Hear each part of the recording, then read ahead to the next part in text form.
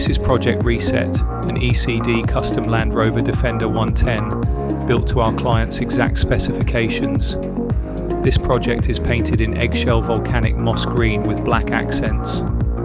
Project Reset sits on 18-inch sawtooth wheels with BFG all-terrain tyres. This Defender 110 features a 6-point full external roll cage, classic front bumper, 5 Hella LED mini bars in the front and 2 in the rear.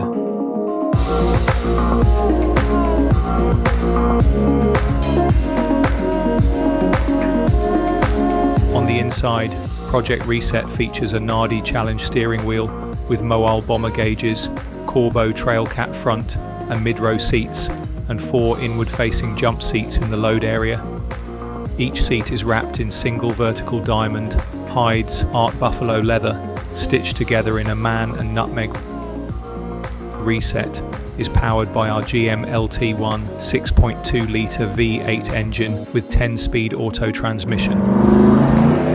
This Defender 110 also features an array of modern elements such as touchscreen stereo with Pioneer speakers, rear AC, Apple CarPlay, and access to USB connection.